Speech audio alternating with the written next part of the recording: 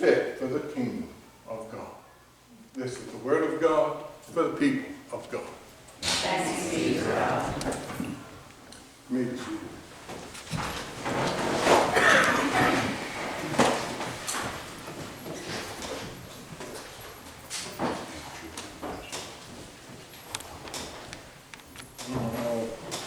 I can cause so much mess.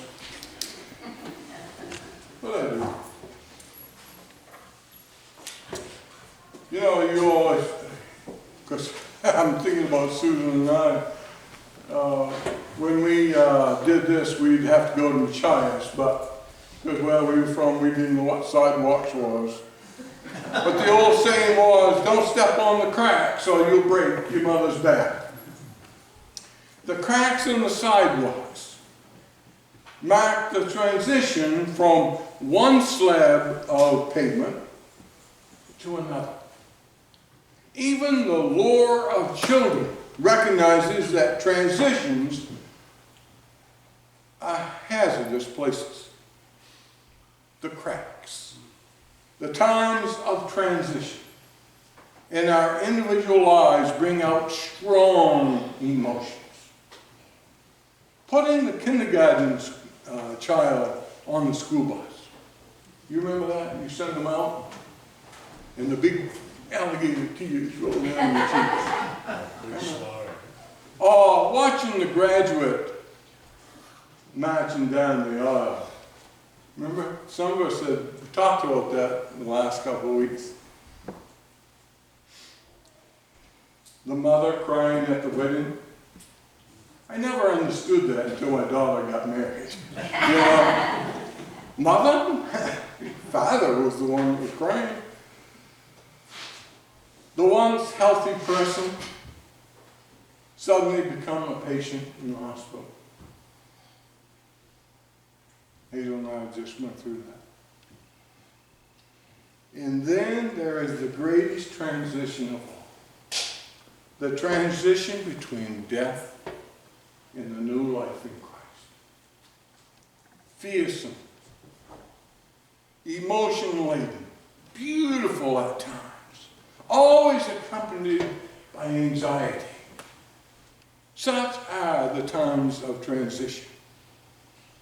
The singer and the poet Leonard Cohen had written words to a song called Anthem, stating that nothing is perfect, that everything has cracks, and that is how the light gets in. The cracks in our lives, the times of transition are disturbing, but they're often the times when the light gets in. Today's passage from 2 Kings describes a time of transition, a transition in leadership between the prophet Isaiah, now Elijah, see, I can't even think, and his young protege, Elisha. Elijah and Elisha are walking along the road. Both of them know a terrible transition is near. Elijah is going to die. Who will carry on his prophetic work? Elisha would seem to be the obvious choice. Yet Elijah doesn't make it easy for him. 3 times he tells his young friend, stay here, stay here, stay here.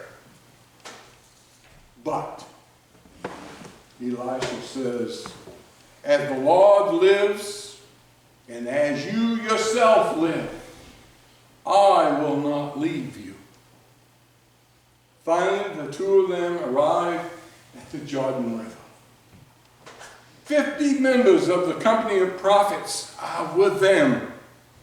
Elijah takes off his mantle and he rolls it up tight and as a cylinder, and he strikes the water with it as though it were a staff. And immediately the water parts.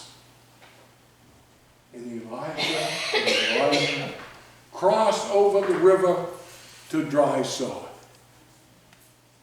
The symbolism here could not have been lost on those who first heard this tale. Their minds would have raced immediately to two scenes in the Exodus story. First, when Moses struck the large rock with his staff, causing the water to gush forth. And second, when Moses touched his staff to the waters of the Red Sea, parting the waves so the Israelites could escape dry shod to the other side of the river. Clearly, the people are meant to draw a comparison between Elijah and Moses. And when they crossed over, Elijah asked Elisha, what can he do for him? It's a final offer before he goes on his way. Elisha asked for only one thing: a double share of the prophetic spirit that has empowered Elijah throughout his long career as a prophet, as the Lord's spokesperson here on earth. Not even the mighty Elijah can grant this request.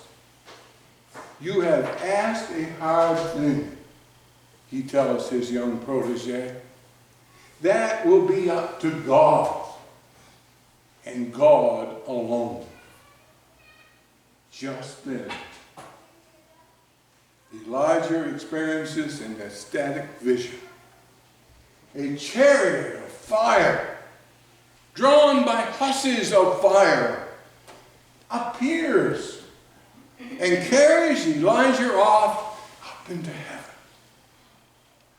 Elisha watches his master grow smaller and smaller until he can no longer see him.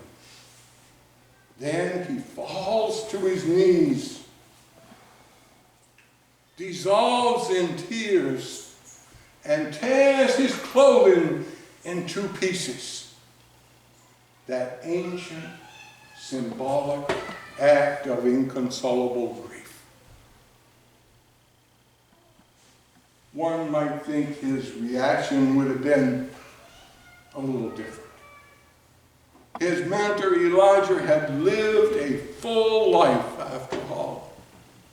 In the amazing cosmic sign Elijah has just witnessed, this chariot and its horses of fire is so clearly a sign of God at work. There's no question where this great prophet is going. Elisha has waited years for the day when he finally began to live into the promise of his prophets, into his prophetic call. Now the day is here, and all he can do is weep. No surprise here. It's a time of transition, a hinge between that which has been and that which is yet to be. The times of transitions in our lives can be profoundly disorienting. The next thing Elisha does is bend down and pick up his master's discarded mat. He throws it over his shoulders, which is where we get, the expression passing on the mantle of leadership. The transition is complete. And by this symbolic act, Elisha shows he is ready to move on. Anyone who's involved in the work of counseling knows that the most counseling process is helping the people realize truth they've known all along. Counselors don't give to their clients much that is truly new. Rather, they help them discover and water the seeds of a new life that are already planted within. The counseling process is one of self-discovery rather than invention. It's one of overcoming obstacles to growth rather than making the growth itself happen. It's as though the Apostle Paul wrote, describing his work among the Corinthian Christians. I planted, Apollos watered, but God gave the growth. Most counseling is challenging people to perceive something already present as an option in their lives, a possibility that they have failed to perceive. In a time of transition, they are afraid to see and acknowledge such a possibility because it may require them to change, and they feel helpless to change. It may require them to trust, and their capacity to trust may be wounded beyond repair. Or it may require them to let go of something familiar. Or even though the familiar is killing them, it's still familiar. Living through life's transitional times is never easy. Feelings of grief for that which is lost or about to be lost can seem overwhelming. Sometimes there is a feeling of being stuck between the has-been and the not yet. And that experience of stuckness seems to go on and on. No wonder children are afraid to step on the cracks in the sidewalk. They know, for instance, that transitions are a dangerous place. Whenever we must say goodbye to the old and embrace the new, however fearsome and unfamiliar the new may seem, they may appear for a time to be no way forward. Yet faith reveals to us that there is such a way. It just hasn't been revealed yet. Let us pray. O God,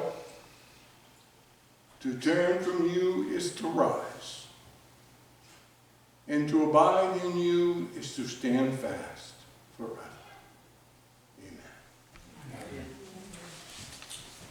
I don't have my way to tell you. We know where we're going here, don't we? Oh, yes. All right, buddy. Let's turn this place upside down. You, Mike, you want to get Brenda and the kids before we do this?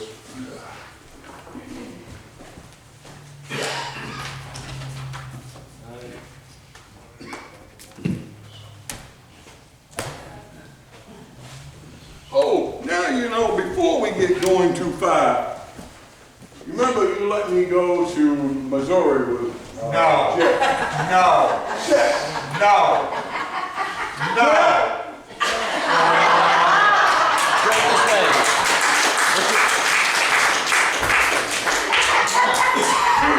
When you have trouble with Jeff, like you just heard, you tell him, shut up, Jeff! Thank you, Jeff, for playing into that.